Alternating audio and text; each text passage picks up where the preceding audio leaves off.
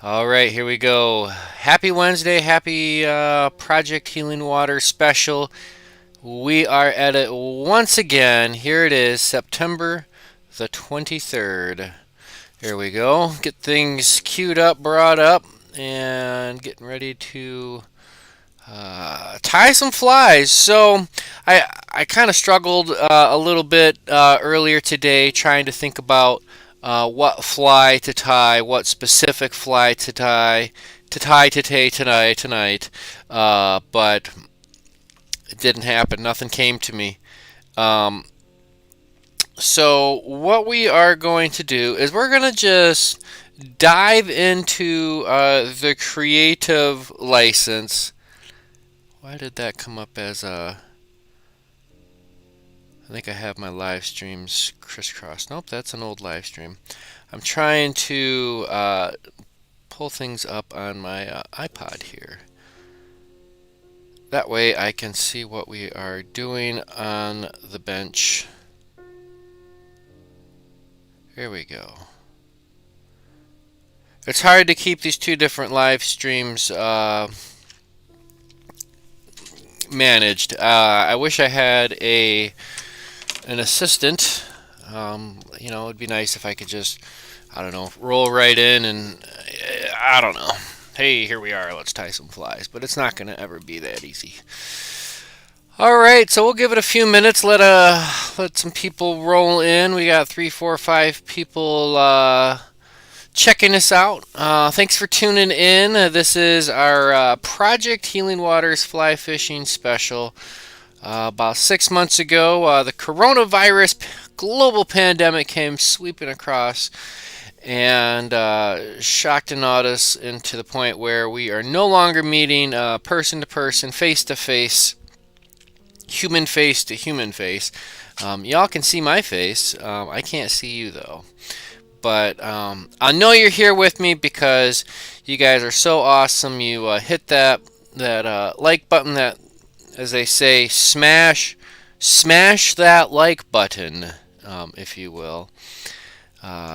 Teach Spot how to assist. Oh Lord, the further I can keep her away from this room, the better.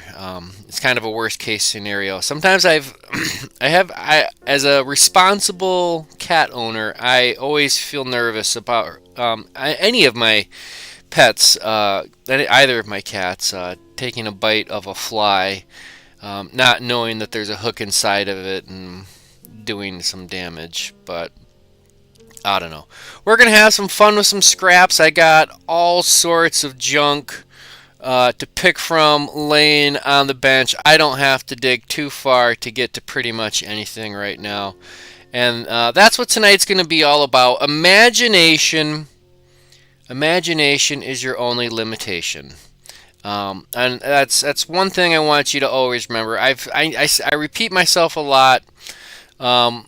And I say a lot of the same things over and over, and maybe because to me it's that important. It's we can pull out the book. We can make it look just like it does in the picture, right? But that's good for practice. But what's good for pleasure is experimenting and just diving in to just to see what we can come up with, because I don't know, I think some of the best things in this world have come by accident. So we're going to be tying things that are inspired by things, maybe with some things in mind. I really don't know. So let's not delay any time and jump on in, slide on over to the bench, and just come up with something awesome using some scraps. And that's kind of the key. I might dig into something new, but in a general sense, everything is going to be a scrap or something that's just at least laying around on the bench that I don't have to go digging too far for.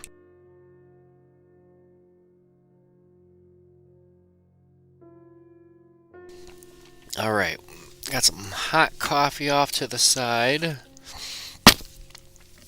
and I don't know. Let's start let's start with these size 8 hooks. They're not a scrap hook, but I don't even know where my little box of miscellaneous hooks went.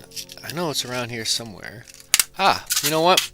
In fact, we can go to the box of miscellaneous hooks. So this will be fun. I know, just by knowing it, I know that this is a 3366, but I'm not exactly sure what this hook is. And we can take a look and we can examine it and get an idea, right? So there's our hook. I know I got a hook and hackle gauge somewhere. Actually, let's go ahead and use this because this will give us a better picture. Because even though, I don't have any predetermined notions of what's going to be tied or how it's going to be tied, it's always good to know what we're working with. Alright, so let's go ahead, and this will just get us a better view. On my hook and hackle gauge, right, what I can do here is I can take this over to this side, and I can establish that this is probably, could be a 12, could be a 12, could be a 14, could be a 13, I don't know, on that gauge. And then I have this other little guy right here. This is going to work too. So let's see. Is that a size 14? No. That's too small. This looks like a size 12. And look where that I comes. If it was a regular X, it would be right about there. But this is a 2X long. So we're looking at a 2X long size 12 hook of some sorts. And I don't know, let's do something with that. Let's take some red thread, and I got some ideas as to what we might want to do. We'll just start with a little bit of red thread, and we are going to trim that off. I have some of the goose biot, kind of hanging around from earlier. So we're going to go ahead and add some biot to the tail.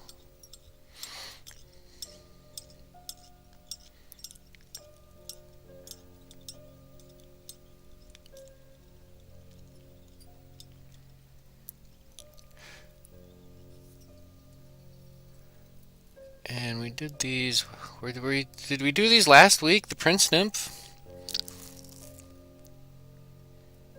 The Prince Nymph variations? I don't remember. It's getting hard to remember from week to week. I'll have to check my video. Alright. Let's tie these in. Little white biot.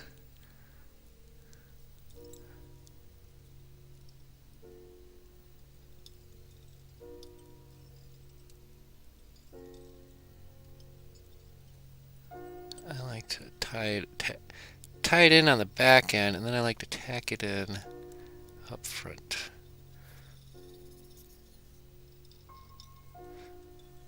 Just about like so. So I got out yesterday / this morning, and my wife and I, we went out and went camping. We got to Banning State Park and got to check out a bona fide waterfall.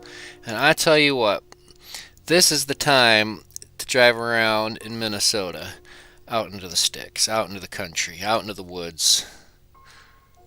This is where it all happens, out here in the great state of Minnesota. That looks like something.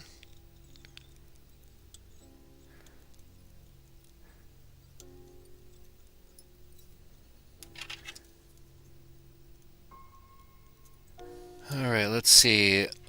Got a question. We got a where did you get your hook measurer? I I believe this was just given to me at some point, but this is a Du Bois, the Fisherman's and Fly Tyers gauge. Pretty good. Tail length. Oh, yeah. See, for a tail length, if you wanted to measure out, that's what a wet fly hook, I suppose.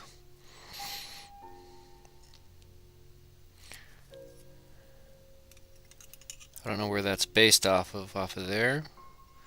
Maybe. Coming off of there, I guess that puts it right at about a size 12, I suppose. And then this other hook and this is a Griffin Enterprise, and what this is designed to do, it's got this hole in it, and it's designed to go on the stem of your vise, and I kept knocking into it and this and that, so what I did is I just super glued a magnet, and I can just stick that on my whiteboard that hangs out behind, and when I need to use it, I can pull it out and stick it on my vise. So magnets can be your friend. Alright, so here we are. We got a little split tail hanging out there. Let's add in some... we like things with red wire. Why not?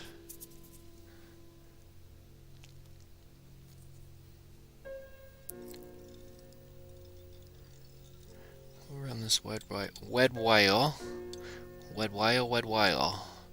all the way to the wheel. Which a wheel is to be weighted to the water. And that's a size small. Ultra wire. Let's see here. I'm thinking for this, we're gonna use some of this some crystal flash, and this is coming straight out of the trash can. 4 strands of crystal flash right out of the trash can.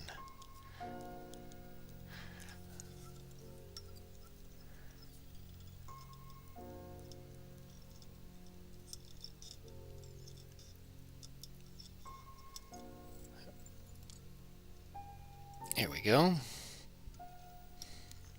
Let's tie these in.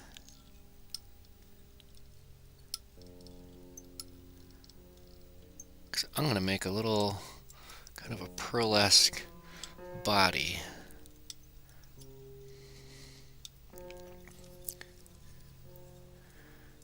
Let's see what we can do with this, huh? We'll give it a stretch and a pull.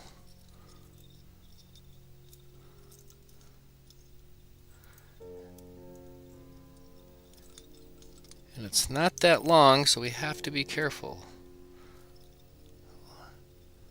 There we go. Now we got a little bit of command and control. I'm flattening this crystal flash out. I guess I'm taking the crystal part out of it and just leaving it as a pearl tinsel flash or something. I don't know. But let's lock that off.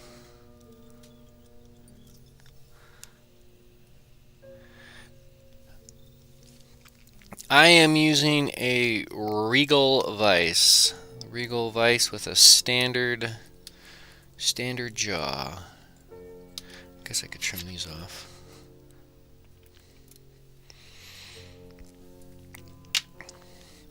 Except no imitation. I've really enjoyed the Regal vise. What I really dig about it is how easy I can go from tying a size 12 like this to a size 2, and there's nothing that needs to be readjusted. There's no hassle, no fuss. It's just right there. And when things are just right there, it works. And there I went. Ran my wire. Here we go. And again, we're not following any pattern. I am literally just taking stuff and throwing it on the hook, but I don't know what I'm going to come up with. So we have our little split tail. And I don't know, a little bit of marabou. What do we got? Some Congo hair. Let's do some Congo hair.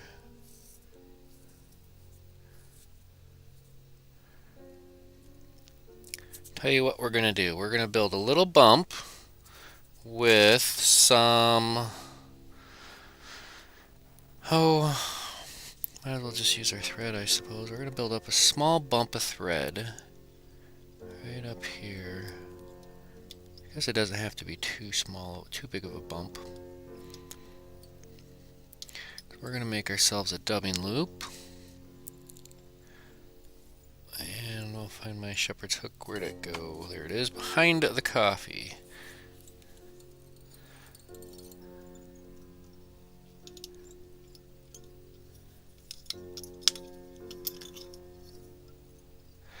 Alright, Ben's in the house. Good evening. Thanks for tuning in.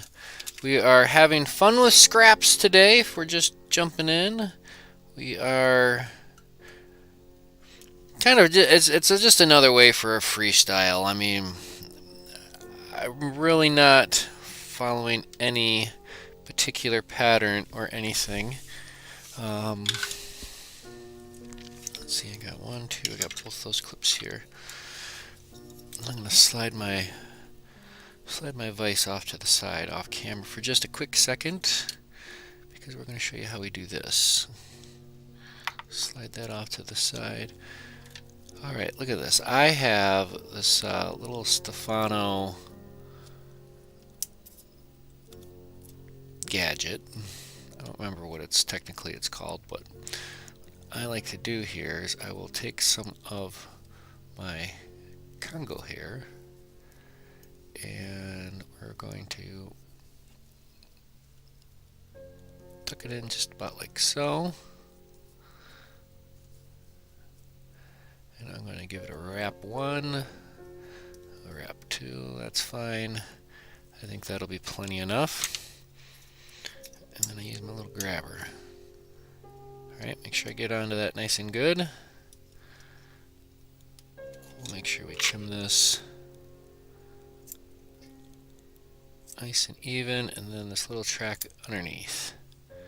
Just like that. Pull the pin, and then we can slide that out. Let's go ahead and even that up real quick.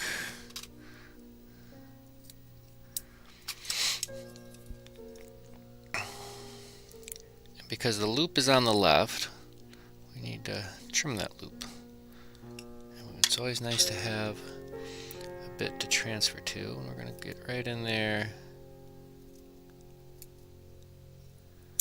Trim that the best we can.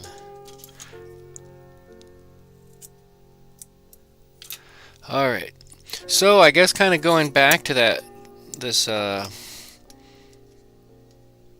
tail gauge, whatever.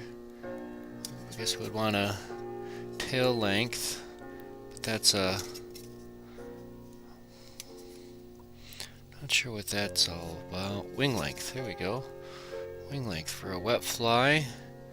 We're looking at a size 12. Yeah, that'll work. And we're actually going to go halvesies on that. Vise back in. We already got our dubbing loop waxed. So let's go ahead and get this in there.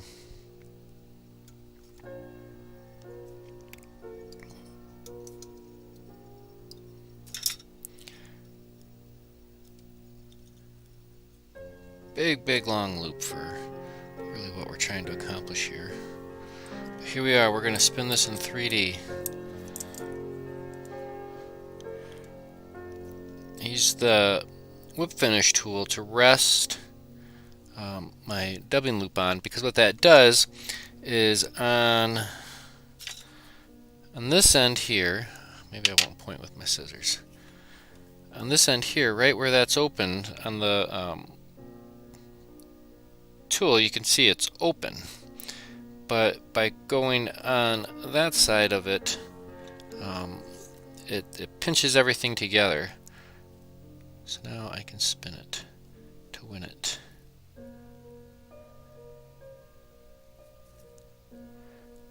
And just keep spinning.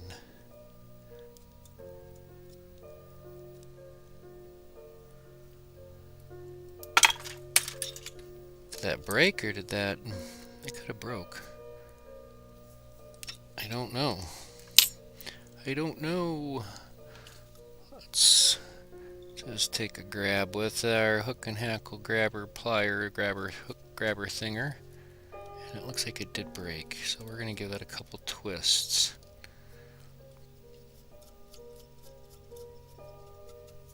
I don't know. We'll give it a try.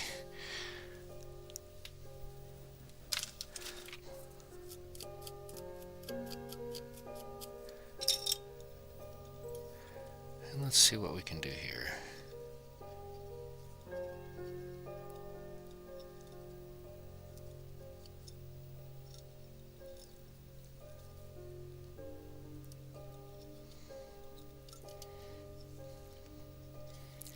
I think that's going to be it right there. Take a few locking wraps. Trim off the excess.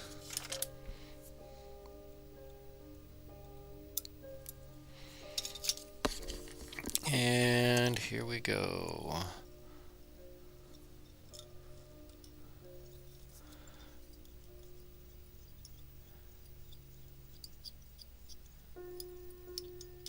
Clean that all up front.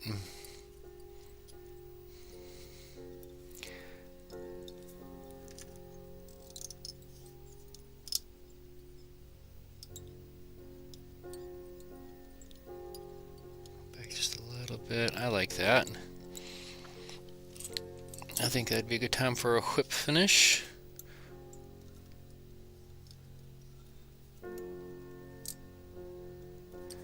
And let's do a little dab of head cement up front. And here we go. Let's go.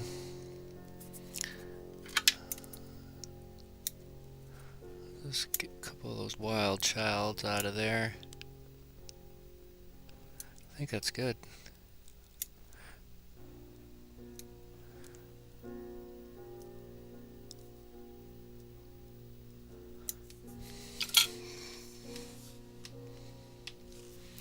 I like that. What do you guys think? Let's see. We'll take a break, quick pause after this. Not a pause for the cause, but just a quick. We'll take a look-see-loo, check in with everybody, see how's everybody doing.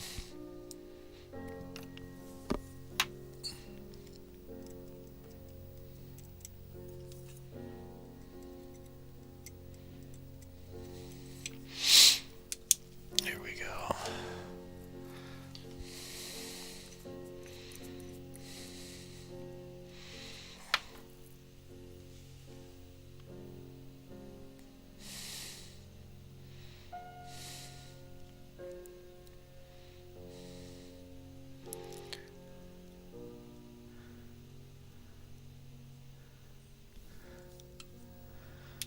Bada boom, bada bing. How about that? Well, that's something.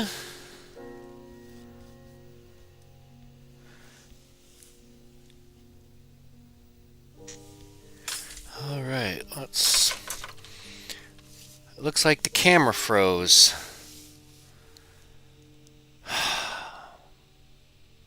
Well. Alright, we're gonna have to figure this out. Actions. So I finished that fly and my camera is clunking out on me. We'll try that again. And it's not gonna work, I don't think. I've been having technical difficulties with this stupid system. Let's see here.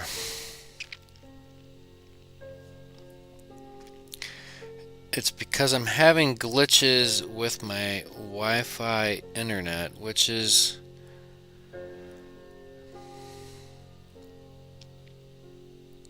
kind of frustrating. So, anyways, let's see. What do we got here? Let's all take a minute. Let's all check in. Let's give a shout out. I don't know. What do we want to give a shout out to? Um, how about how about here's to the. Oh, we got one more week. We'll still have a September 30th for our next Project Healing Water, so it won't be quite the end of the month yet. But here we are. Yeah, it is the 23rd.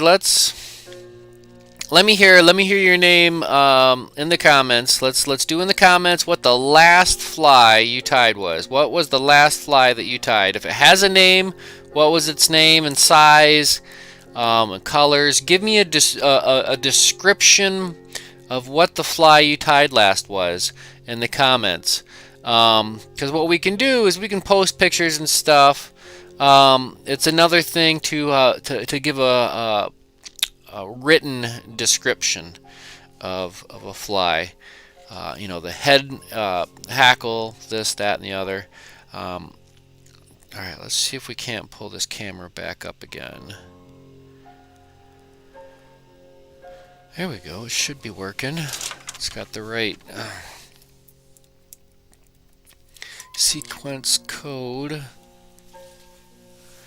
Okay, mine keeps buffering.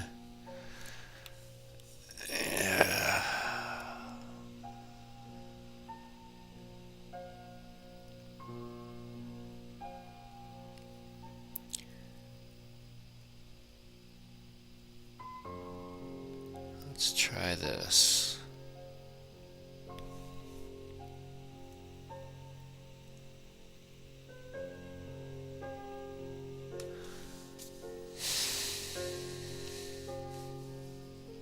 Well,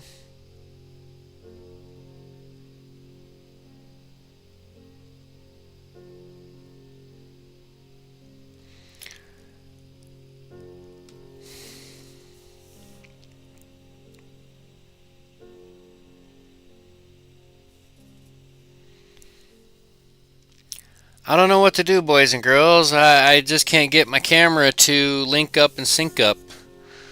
Um, hmm. Well, let's go over the comments. Isaac's up north.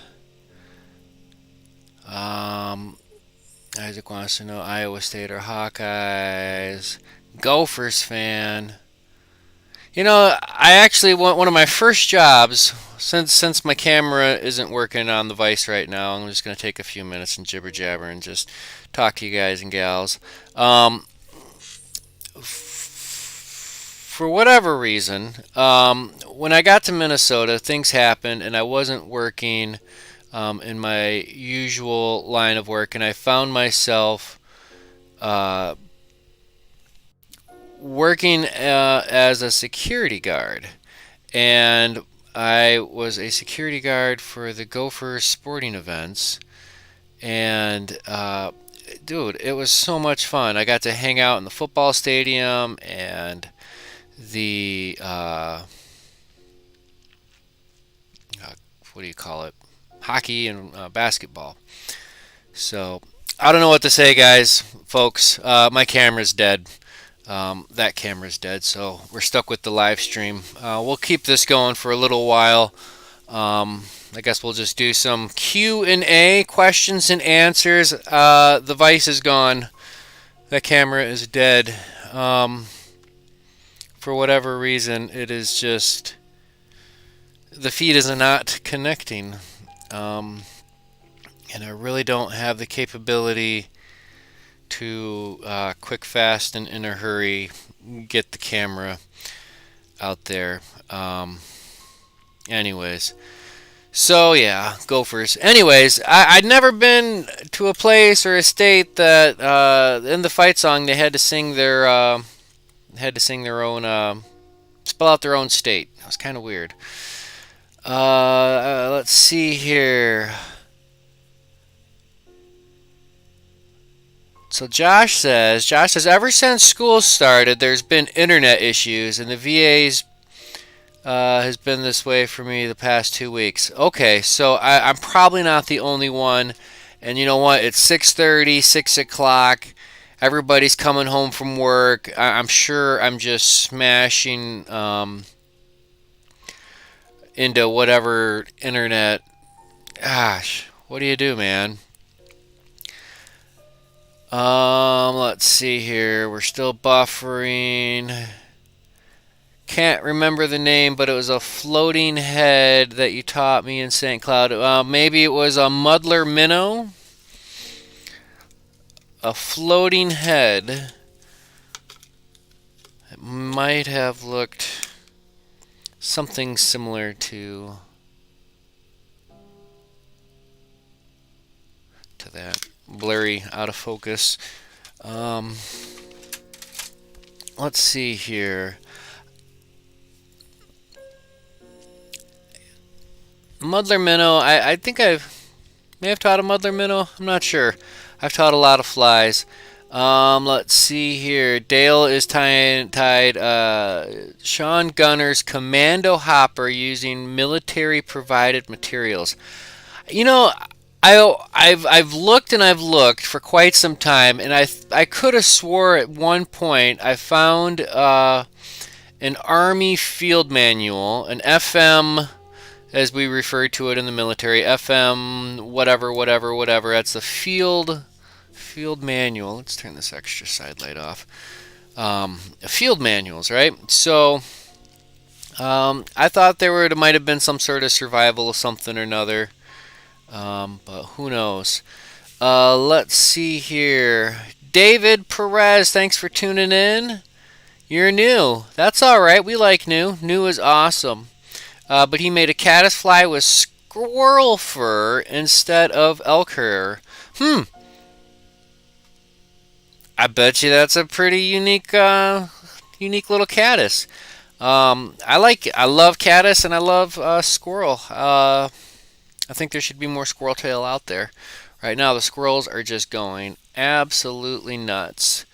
Let's see here. Josh tied himself some Clouser minnows, size 2, Aberdeen hook, red thread, and some purple and white. Oh, with some purple and white, with some black and yellow eyes, and some other cools as well. You know, imagination is your limitation when it comes to Clousers. I remember one time I was experimenting and I had all the different colors of bucktail just laid out, and I was just tying all sorts of different colors. And my wife was tying Clousers with me, and she goes, "Well, can I just take a little bit of every color and tie a Clouser with that?" Yeah. And the rainbow Clouser was born. Oh my God, it was an absolutely beautiful Clouser minnow, perfectly tied, perfectly balanced. Proportions were just smashing, and that sucker fishes. It's got pink, it's got chartreuse, it's got yellow, it's got white, it's got black, so on and so on, all sorts of colors. Let's see here. What can we talk about? I was not anticipating my camera to just not connect to my my device. So let's get some questions and some answers. Let's hear some serious, not so serious questions, and I'll give you some serious, not so serious answers. I don't know what went wrong with my camera. I'm gonna see. I bet you there might be a way for me to just hard tap it in, but then I'm kind of running low on USB inputs on the computer. So I don't know. How's everybody doing tonight? I'm doing well. I'm doing good. Man, what can I say? It's outside and in the world and in reality. It's absolutely coming unglued at the hinges. For better or for worse, that's for us to decide in the future. We can't figure it out right here, right now. I don't know what to do about all that. But one thing we can do is we can control ourselves and how we. What is that? Uh, how we react to our own environment and how we respond. It's just like fishing. If you get a little nick on it, a little hit, a little bump, you don't yank the sucker out of the water. You fish it, you work it. Um, Dave would like to know, since he's new, has very little tying supplies for flies. What should I buy to get started? Is there a good kit? Well, as far as kits, so if you ask on social media about kits, let's talk about the kit. And I've got an example of a kit right here. What came with this? This was got to get right in front of my face. Top 20 fly patterns for the beginner, right? And what this came with was a bin. Here we go. Came with all the materials to tie these 20 flies, and it's actually enough material. The big limit on the material is the hooks, and you get enough to tie at least 2 of each fly in the kit, and you end up with little bits of extras. So I still got extra feathers, etc., etc., all sorts of spools, but what you do run low on are the actual hooks towards the end. And if they included a whole bunch of hooks, then the kit would cost 4 times as much. And that's just a good way to get yourself into materials a little bit, and you have to realize that that's what it is. You're not. Some people will say you just end up with a bunch of junk you'll never use. I say that's baloney, because everything is useful. Now, it depends what you're fishing for, because this is something that'll get you started. And what that kitten came included with was all the materials and a book, and the hooks and the thread. It didn't have a vise, didn't have a bobbin or a bodkin or hackle pliers or any of that. And actually, you know what we can do is, just because I feel like it, we're going to go back to my miscellaneous. We're going to go back to my miscellaneous bin and check this out. We're going to tie a fly with no tools except scissors. Scissors will be the only tool we use. I'm not even going to use a bodkin. Alright, red thread. But so yeah, I think a kit is a good way to go. There's all sorts of kits. So this has got the little notch in it. I don't know if you guys can see that. And that's just going to be my thread holder, right? And this is a flat wax thread, but you know what? Since I'm hand tying this, I got a little bit of beeswax. And I'm just going to wax this thread just once. Give it a little bit of extra stick. We're going to tie ourselves a woolly bugger with no vise, no tools. Just scissors. And a half hitch to hold it. I don't know if I've said it or not, but a half hitch is almost like a save button when you're tying flies, right? It's just like a pause button, right? And where'd our scissors go? We will use scissors. We're going to continue to tie our fly. Hook and thread, that's all we really need. work our thread to the rear to the main tie-in point. We'll tie in a tail of something. But yeah, I would recommend the hairline dubbing. Do they call it a beginner kit? Top 20 hairline dubbing fly tying kit. Top 20 fly patterns for the beginner. And that's what it is. And you know, some people you see on social media and this and that, they'll say, pick 3 flies out, pick 6 flies that you know you're gonna fish with, and just buy those materials and tie those flies. Okay, so now you have a full-size bag. Say you wanted to just tie clouds or minnows. Now you got a full-size bag of clouds or minnow stuff, and it's very, very specific. We could probably tie an infinite amount of stuff with that, all the materials that came in there. Like I said, the only limiter would be the, what do you call that? The hooks. That's the only limitation in your imagination. Let's see here. I am going to... Oh, there we go.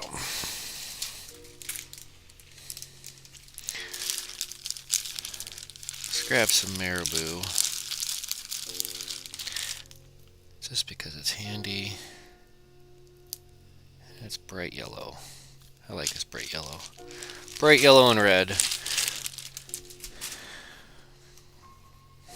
Alright, so even though we're not using a vise here, the same kind of concept applies. I just tied a quick half hitch onto here.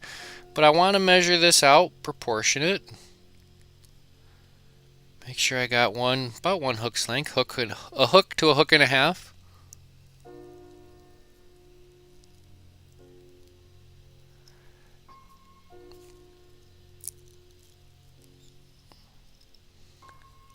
There we go. We got our tail on there.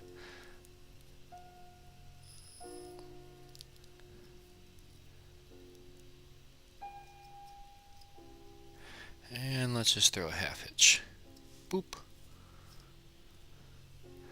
And what I like to do with my woolly buggers is I like to wrap my marabou around the shank of the hook, palmering it forward. And then what I end up with is just a slightly bigger body, a little inner body. Let's lock that down nice and careful. A couple soft wraps on the back side.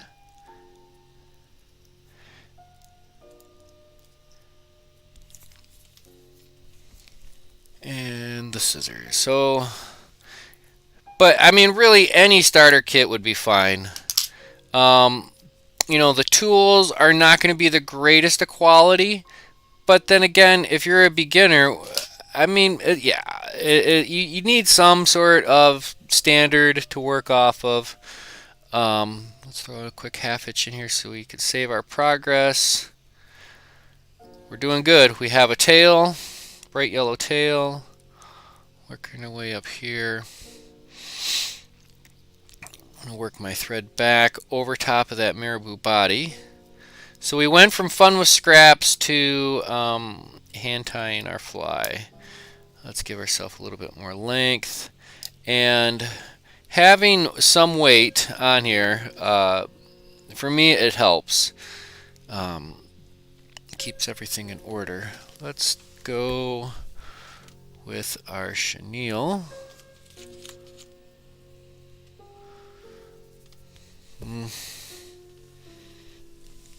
Looking for chenille. It's not too thick. This will work.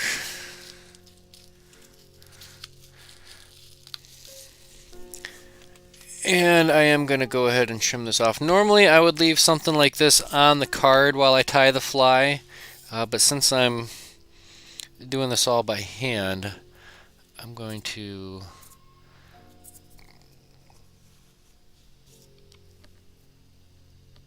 give myself something a little bit more to work with. Alrighty, lock in our chenille at the rear. And I need to find a hackle. We almost forgot about our hackle. I think this will work. This happens to be sitting here. This is actually a soft hackle, but it's a hen hackle.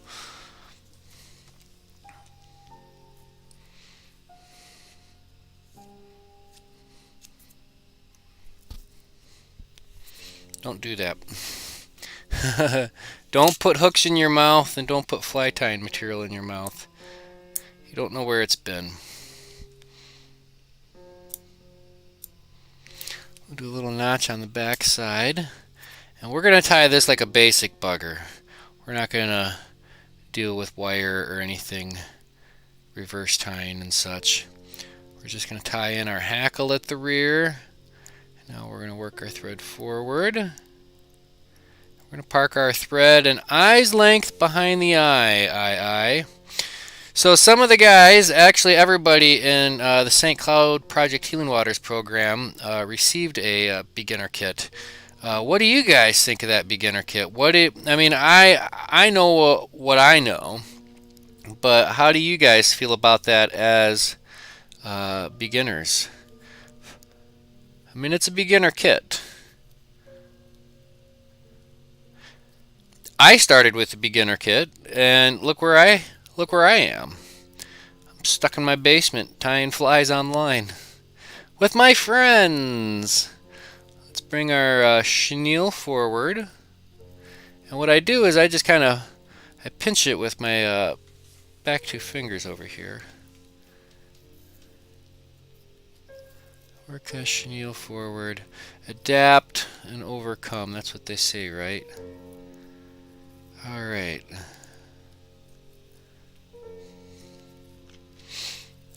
Couple locking wraps. What other fun questions do we got today? We're probably not going to go for too long until I can get this camera thing figured out. It really bothers me.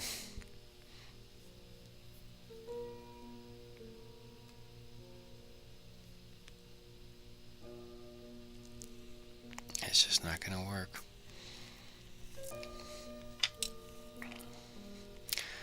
Alright, we'll trim off our excess chenille. There we go. That's where we're at so far. And then, because it's a super long reach, let's see if we can't stretch it out. You betcha.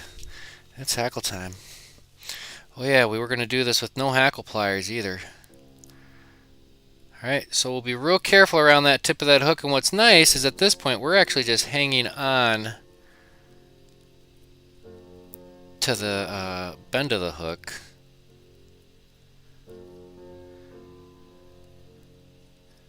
It's not the prettiest.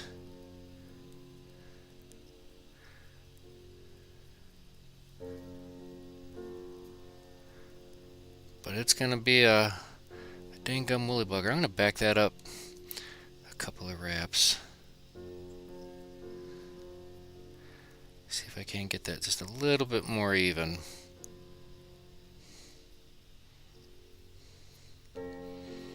That'll work.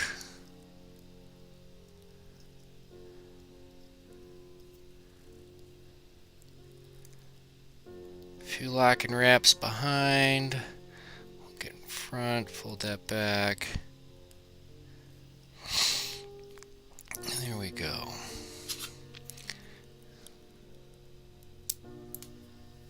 Tied in hand woolly bugger. We'll build our small little head and back. I'm going to fold whatever fibers are sticking forward, fold them back, get them out of the way if we can, and we really want to build a nice tight head. Give myself just a little bit more thread.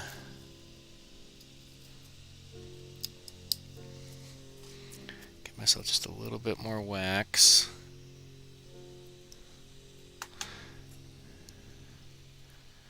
Now I'm going to whip finish.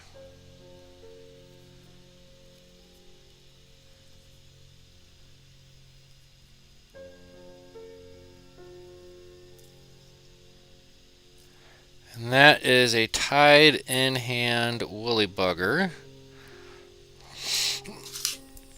with just a pair of scissors. No fancy tools, nothing great about that. Now, one thing that I will mention about tying something in hand like that, if you're not experienced with that, you're going to be coming up with a lot of opportunities to lose tension, to introduce slack into the system. And as we know, when we're tying flies and when we're fly fishing, slack is evil. And what the vise does is that allows us to not have to worry about holding on to anything, and gravity with our bobbins and our threads, that all really helps hold all that junk together. But there you go.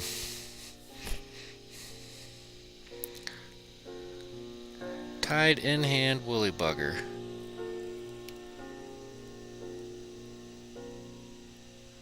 Not too bad. But yeah, imagination is your only limitation.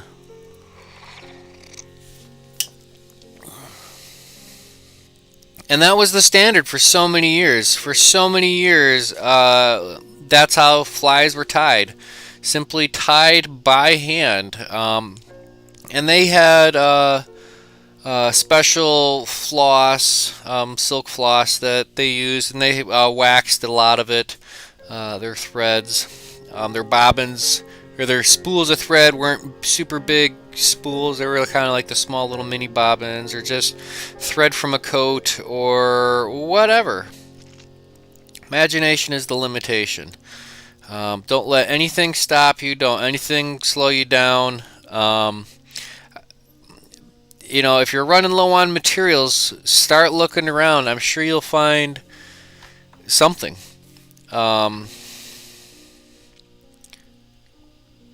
Yeah. That's impressive. Mine would look like I did it in the dark behind my back. Hey, that's a challenge. Do it. Try it. Try it. Try one in the dark behind. No, you'll bleed.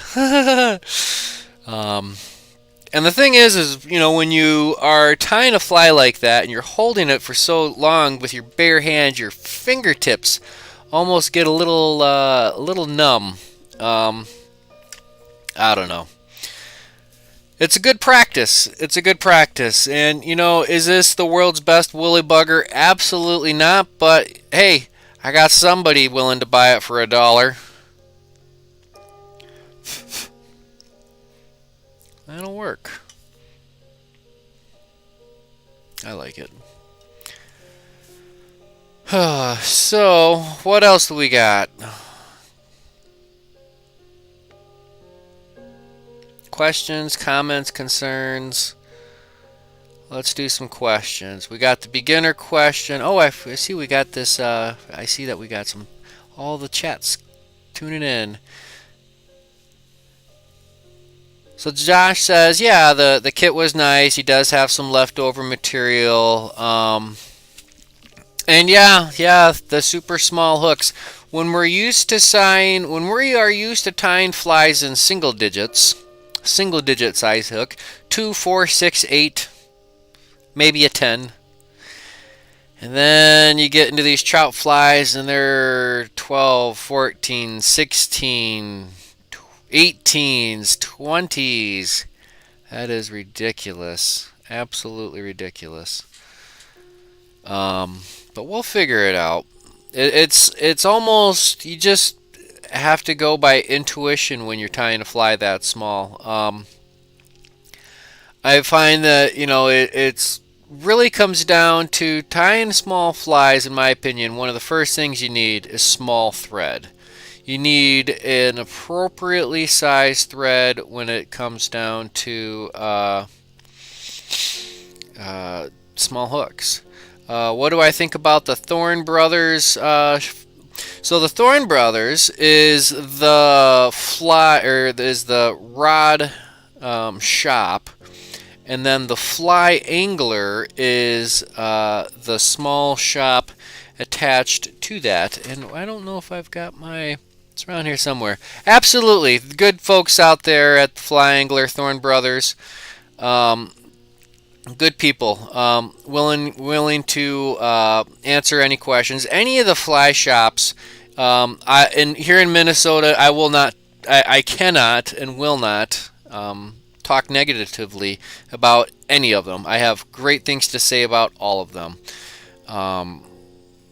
and why. I don't know how things are with coronavirus and just being able to walk into a shop nowadays, but yeah, I've bought plenty of material from Thorn Brothers. Actually, my wife's fly rod I ended up buying from Thorn Brothers, rod reel combo. Actually, no, it wasn't even a combo. We talked to the sales associate at the Fly Expo years ago and got it all matched up for her to cast with. She really enjoys that. Yeah, Thorn Brothers, Bob Mitchell's, Mend Provisions are the three in the greater Twin Cities area. And then you have up in Duluth, and then I believe there's a couple other ones, smaller ones that have sprouted up on, was it 41 or 61 or whatever that road is on the North Shore. I have not been up there personally, but I do see their news feeds and such on social media. But it's supporting local. It's being able to ask questions. If you're a veteran, be sure to tell them, hey, I'm a veteran.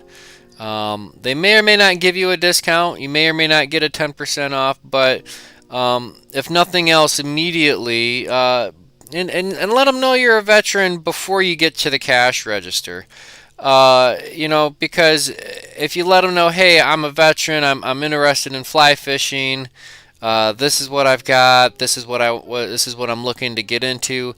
That's where the relationship starts. Nothing for me is much more of a turnoff than just trying to toss your veteran status around just for a discount.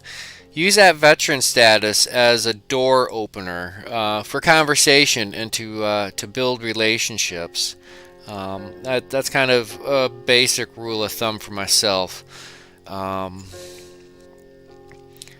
And it's just forging those little relationships to gain those insights, to gain that knowledge. If you surround yourself with knowledgeable people, whether they're willing to share that knowledge or not, if you pay enough attention, if you listen enough and focus enough, you'll learn a lot. You'll absolutely learn a lot, even with nobody teaching you. Nobody has to teach you to learn. All you have to do is sit and observe and pay attention. What are the people doing that are successful? What are they not doing?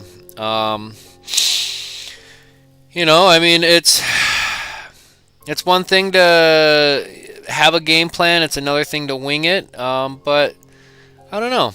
What do you guys think? When we are on the water, when we're out fishing, and the fish aren't biting, do you change locations or do you change flies? Well, that's a tough question to answer because, well, if that fly's been working for me, why would I change the fly? I'll just change locations. But if I'm in a hole and there's nobody home, well, it doesn't matter what fly you throw in front of that empty hole. Nobody's home. I got a question for you guys and gals, folks out there. What, if any, fishing superstitions do you adhere to? Do you have a lucky item? Do you drink out of the same cup of coffee? Do you wear the same underwear? Lucky fishing boot? Lucky hat? What do you got for me? What are your fishing or fly fishing superstitions? I don't know if I really have a hardcore lucky anything. I really don't believe in luck.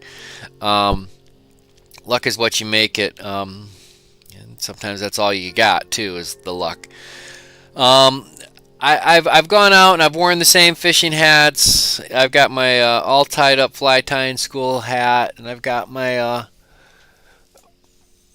old school Project Healing Waters hat that is just, you know, I wear it because it's a good hat, and I got a million hats, but this has got the sweat stains, and it is just nasty, and it's grody, but I still fish with it. It's a terrible representation. It doesn't leave a good image, but it's an old hat. How can you not respect an old, crusty fishing hat? I don't know.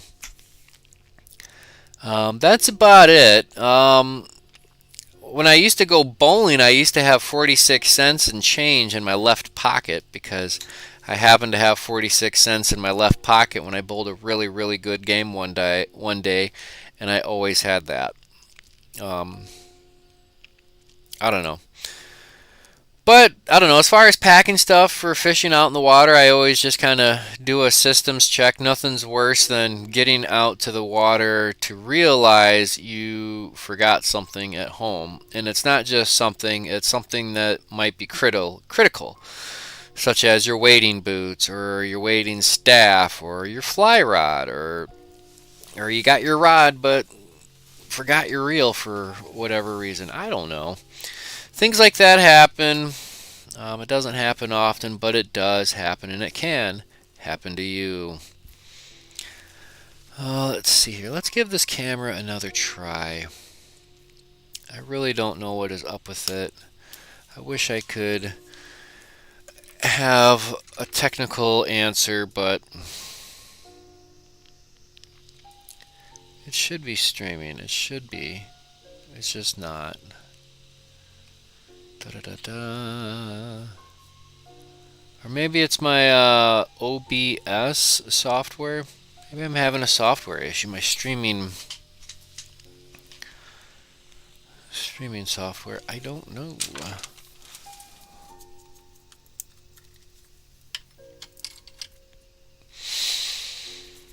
Hmm.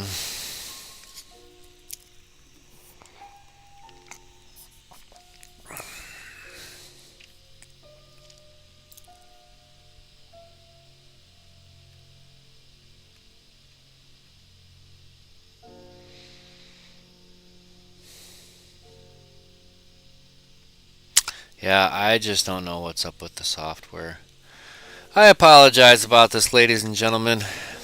You think between a Samsung Galaxy S8, my original iPod, I don't know if it has a camera on that. It does have a south-facing camera. It doesn't have a front-facing camera.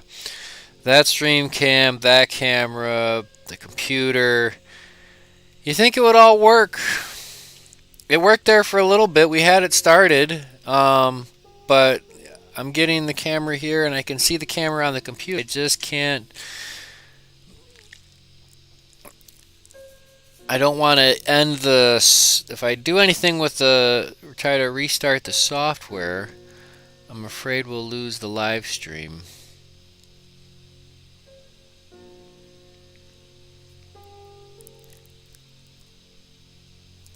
Let me try this real quick. Hold on.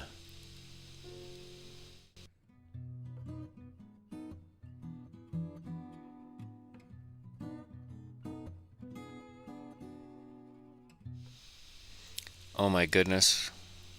We're back. Holy smokes. We have a camera. get that lights back on. All right, we're back to tying flies. Let's go ahead and tie some flies on the second half. When buying a reel and line, it is better to spend money on a line and backing and less on your reel. Or would you put more into the reel and less into the line? The line is where the money's at. Put the money in the line. A good reel. I mean, I'm not gonna say buy a junk reel, but um, yeah, it's you have to think of it as a system. And the reality is if you're fishing for smallmouth and you're really not going to get the bass onto the reel too often, then you really don't need the reel. The reel is good for its drag. So that's what you're looking at when you're looking at reels, is you're basically looking at its drag. Backing, I've never gotten in. I mean, maybe it's just me. Maybe, people are comparing sizes of things that people don't want to compare, and they like to brag about how the fish are always getting them into their backing or this or that. I don't know. I don't fish that far, and I don't. Maybe I just haven't caught that fish yet. I don't know. But so this is how that fly ended up that we started a way long time ago, before we did our hand tie. And let's take a look at that woolly bugger that we tied by hand up close. There it is. Not bad. A little janky up front, but fairly decent wraps.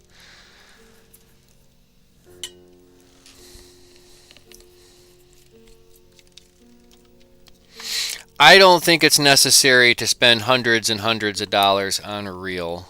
And what you're doing when you get those super fancy expensive reels, you're paying for the machined aluminum and how much it goes into the aluminum machining process and such.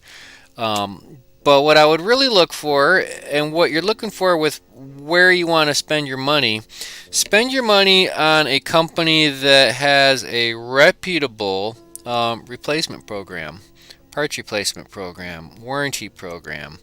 Gone the day is, hey man, it broke. I want to mail it to you. Send me a box and fix it for free. That things cost money to get repaired, point blank, and shipping is not free. And with everything going on with shipping companies right now, it's amazing anything can get through in a timely manner.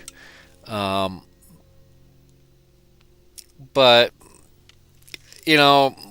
like I said, we bought my wife's rod and reel at the Fly Expo from Thorne Brothers, and then we went. I think we had to wait for the line to show up in stock or something like that. There was some delay that they didn't have at the show, but it came in a few weeks later at the shop, and I had them put the line on the reel and this and that. And then we got out fishing, and I kid you not, the very first time we went out fishing, catastrophe struck. An accident happened, and the reel got dropped, and the foot on the reel just snapped in half. And I think it was Lamson Waterworks. They said, yeah, go ahead, send it in. I think it was like a $20 fix or something like that, or whatever it was. Basically, it was just paying for shipping. And that was it. Bada boom, bada bing. It was a beautiful thing.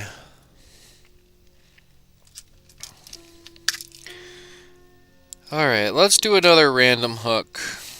Another miscellaneous combination. I've got this right here. This looks interesting. How's that for a funky big old hook? I think that deserves a little bit of this crosscut, huh? Is this crosscut? Yeah, it's a crosscut. Let's do something with this. Let's do something off of that. We'll need something for a tail. We'll need some thread. I'm going to go with a slightly bigger thread. Let's go with this 140 red. No, that's a white. It's not a matter of being able to read, it's being able to know what colors are. Alright, so this is a 140 flat wax thread. 140 denier white thread. Take a sip of coffee. I've been doing a lot of jibber jabbering tonight, but that's alright.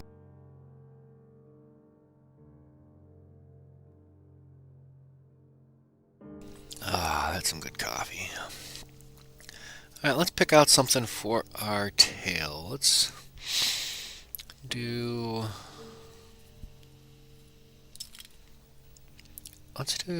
some pheasant tail.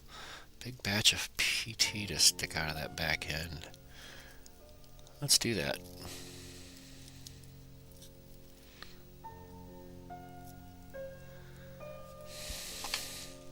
Got a lot of pheasant tail, so let's use it.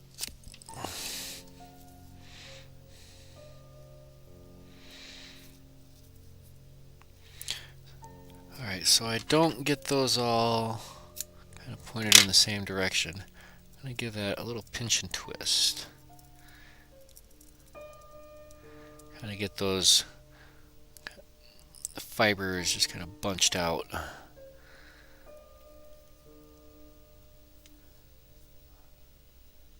I have no idea.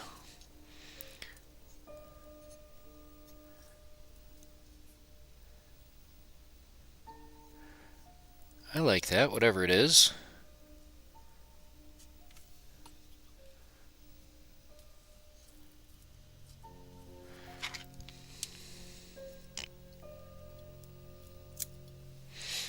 Alright.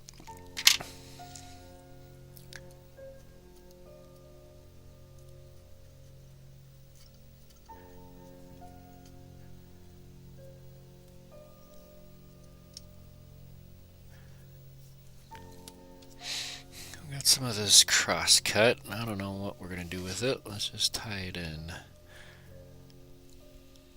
And we'll run that forward. What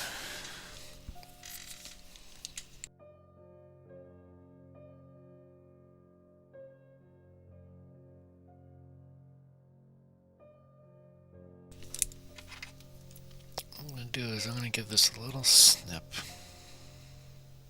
Cut the hair, not the hide.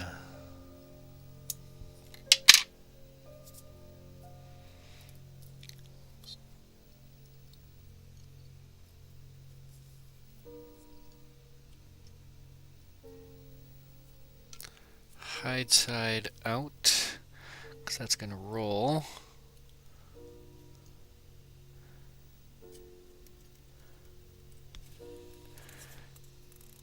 And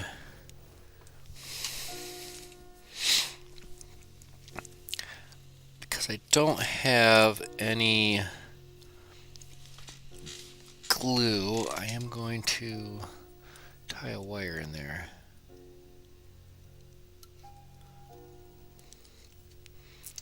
Hopefully this won't go too awry, but we'll see. We shall see. Even though I don't have any Zap-A-Gap or any glue on me, we're going to throw on some secret sauce just to soak into that thread. I have not been out to the glue store in such a long time. Throw a big glob on there.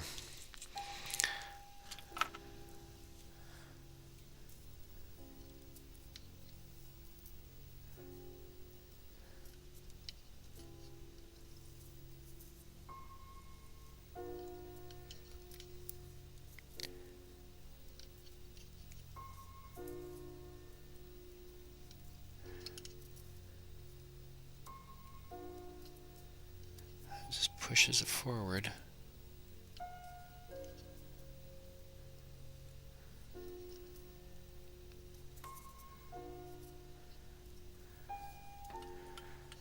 like that.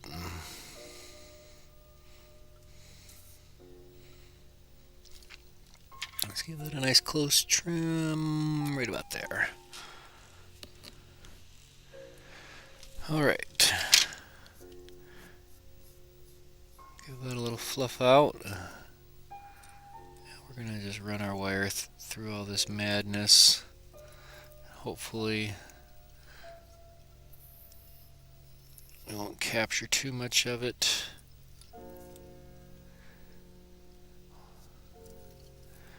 But we will, because it's cross-cut.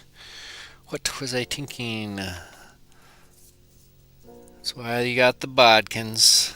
Oh, yeah, buddy. Will you look at that? Would you look at that? Use your bodkin. Get that hair from getting trapped under there.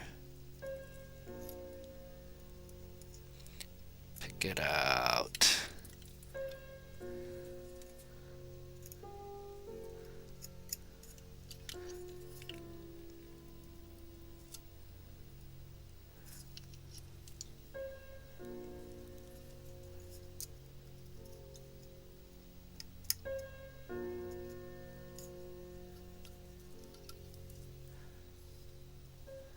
I think that'll work.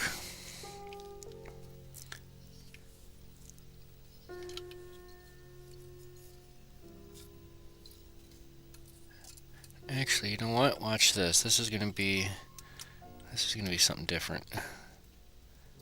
We're gonna whip finish.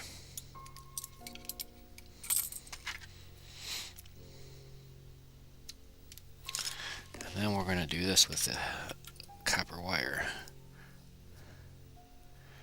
Fold that back, and we are just going to build this up. Right up front.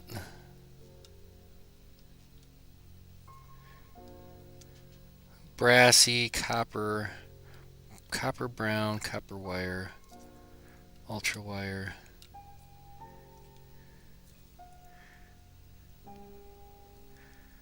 Okay.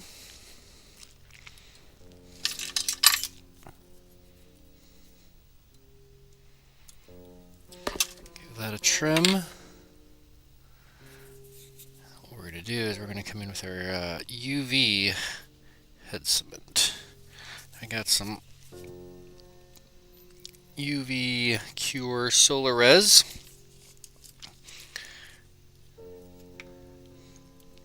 And like always, I always like to just kind of make sure my light is ready to go. Give that a little drop.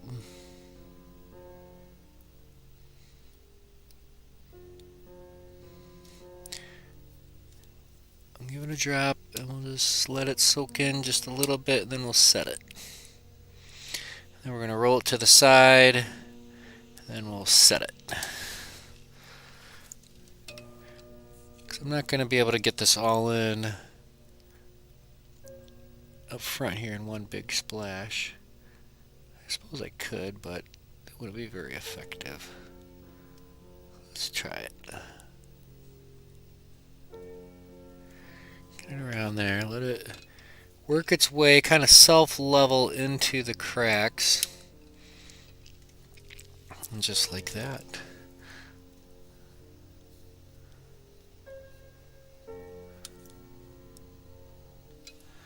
That's different. Alright, let's pick at it a little bit more with Mr. Bodkin, because I know we got some fibers, some hair trapped underneath. And that would be pretty groovy if we could get those out. So what I do is I go at the same angle as the wire and just run the bodkin right in front of it. And then we can pluck that out.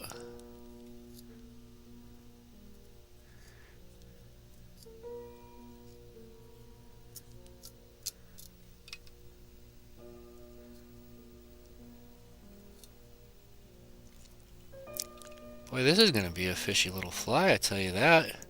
It's going to be for a big fish too. I think it's a size 4 hook we got on there. A little thin there, but it should work.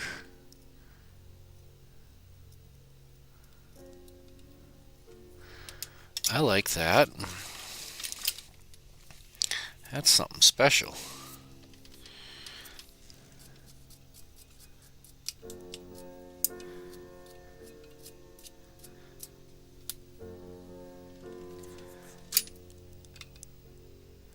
You guys aren't getting so much of that reflection. Boy, that's something pretty cool. I kind of like that. With that pheasant tail. Mm-hmm. I like it. I like it a lot.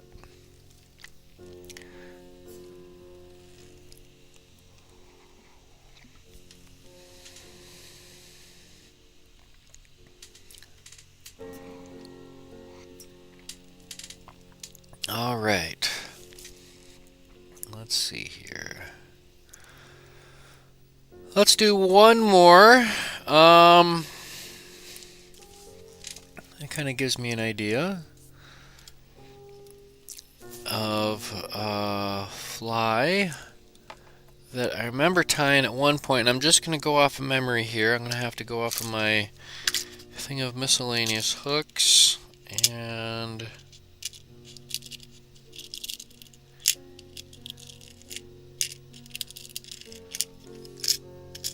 this should work.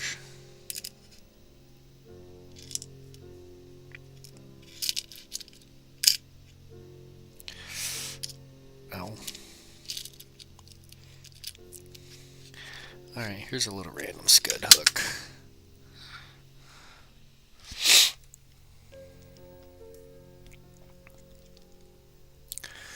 Just a little random scud hook. Oh, absolutely. Now, what you're going to get with that false bead that I just did there, it doesn't quite have the mass of a tungsten bead or a solid brass bead. But you know what? It's not nothing. I'll tell you that for free. All right, let's do.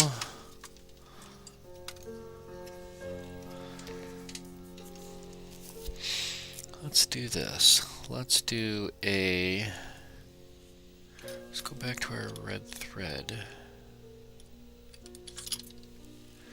Because I like red thread.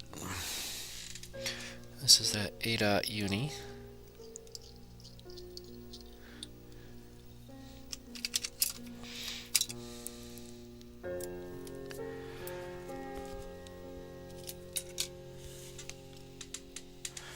Alright. So let's take our red wire.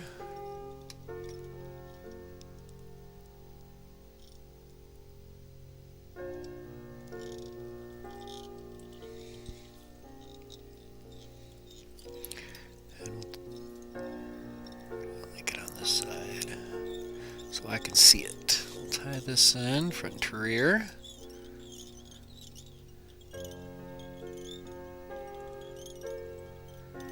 Go down that bend.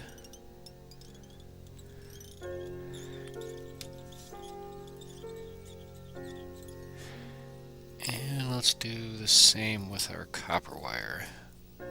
So we're going to have a red and a copper. I'm going to wind these up together right next to each other.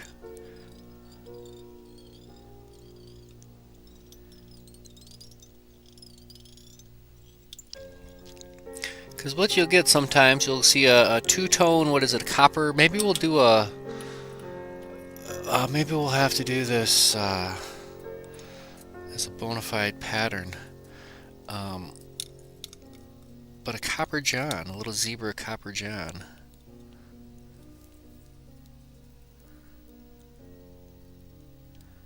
Alright, so the copper wire is going to take the lead.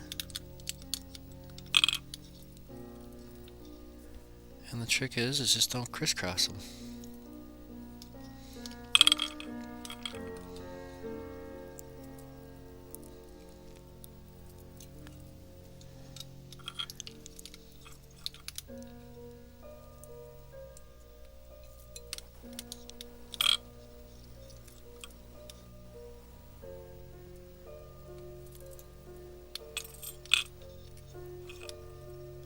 zoom in a little bit so you can see.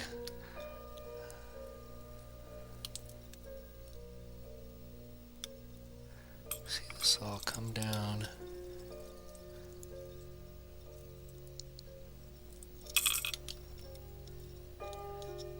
As far as I can tell, it looks good.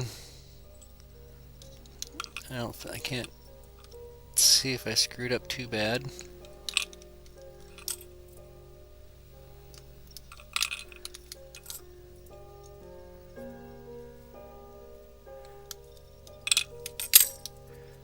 We'll leave it at that. And we'll zoom in and check it out. We'll see. We'll check our work. I'll use my camera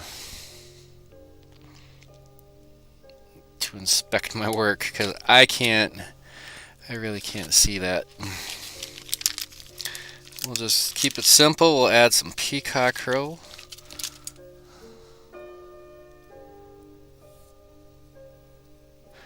And it's kind of like a copper john, I suppose, or a brassy, or something of that sorts. Turn that up just a little bit.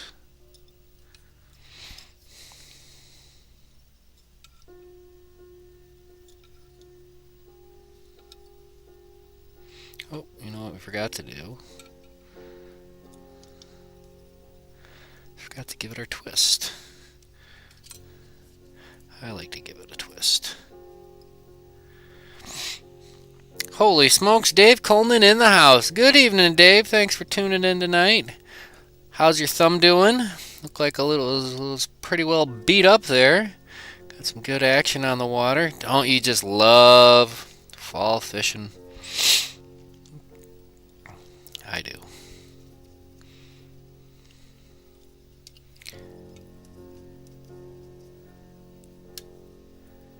There it goes. Too much twist. Not enough space. Alright, we'll try it again. We'll take this guy off. And we'll tie it right back in right where it's snizzed out. I think I nicked it. To be perfectly honest. I felt like I nicked it. And if you nick it, you'll get a weak spot. Guaranteed.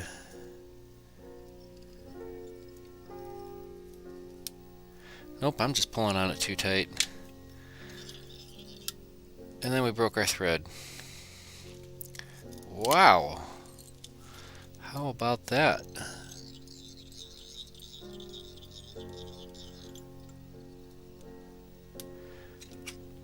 But nothing will deter me. Nothing will slow me down. Well, I'll slow down, but nothing will stop me. Not even a dead camera. It almost got me. Pert near got me. Alright, let's try that again.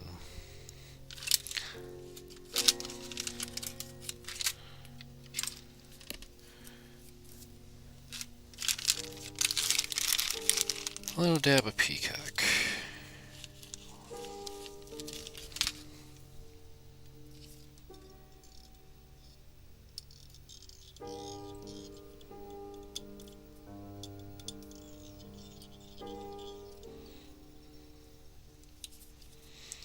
Alright, I'll try this again. Give it a little twist, but not too much.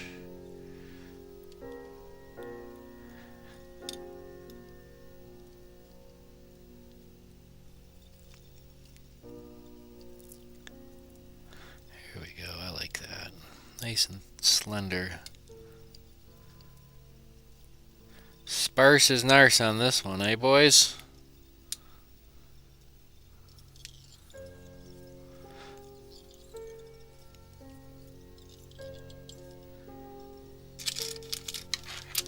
I like it.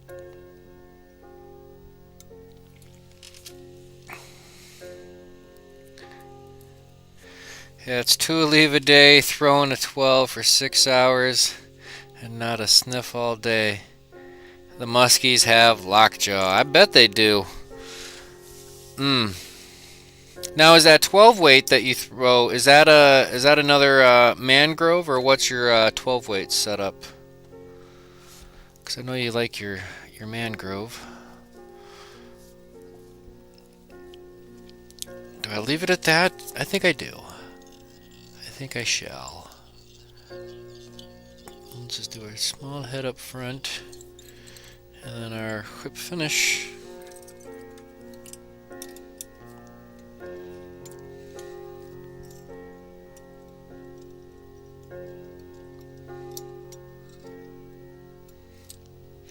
So we went from disaster to master on this one.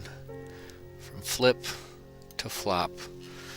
Okay, it just said I got a Wi-Fi disconnected. That's what happened. My phone disconnected Wi-Fi.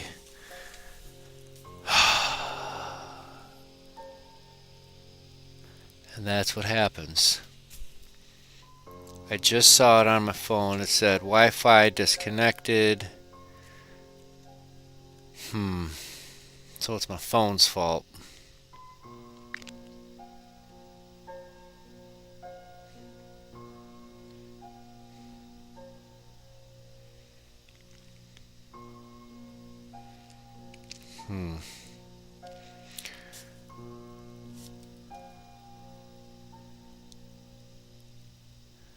Give that a try, give that a try.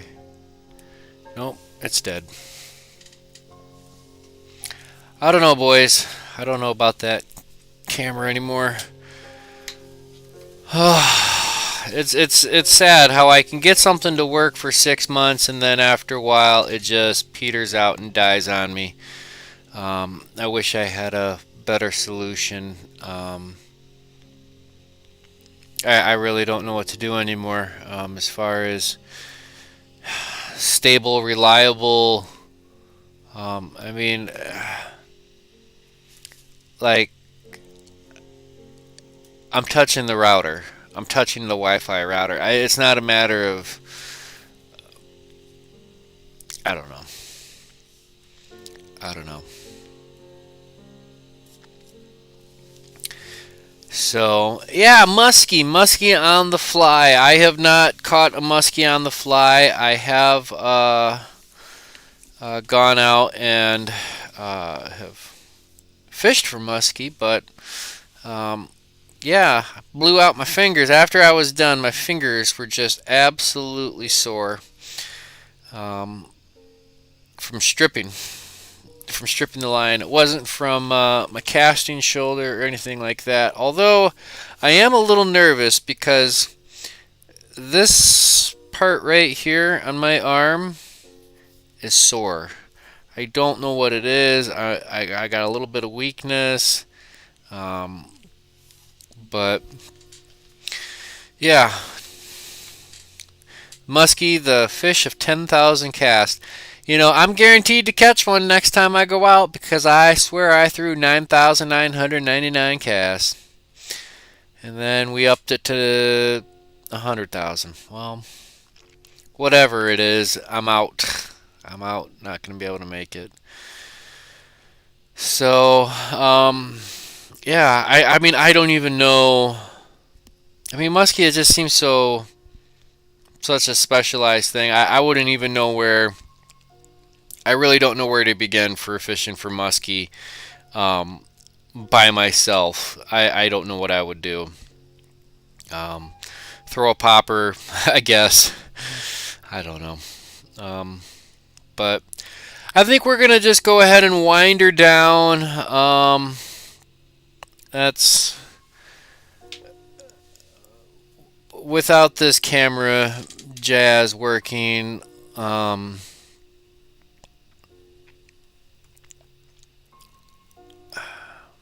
I don't know. It's trying to find the correct camera to put in front of me in the vise.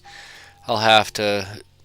I don't want to spend any money, but we'll see. We'll have to do some digging, do some looking, and we'll figure out what we can do moving forward. I don't know what to do about the Wi-Fi just dropping out on me. I really don't know why Wi-Fi would just drop out. If you know why Wi-Fi is the way Wi-Fi is, then maybe somebody can explain it to me. Um, so I guess we're gonna just wrap it up a little early again this week. I know the schedule says till 8 o'clock, but um, I'm exhausted. I'm absolutely exhausted here. It's getting a little tough. Um, the technology, it's stressful, but we'll figure it out. We'll get our way through. I can't even go to my outro screen because I guess we can do that. It has my frozen finger still in the way. Whatever. Yeah. Alright, well, we're going to leave it at that. We're going to try it again Monday mornings. I try to do things on Monday mornings. That'll be the 28th. Is that the 28th? Yeah, that'll be the 28th, last Monday of the month. And then we'll have another one here next week. On the 30th, last Wednesday of the month next week. Holy cannoli. Moving on to October. Alright, gang, wishing you all the best. Please stay safe out there. Please stay healthy. Happy tying. And like always, yeah, sure, you betcha. Tight lines, peace.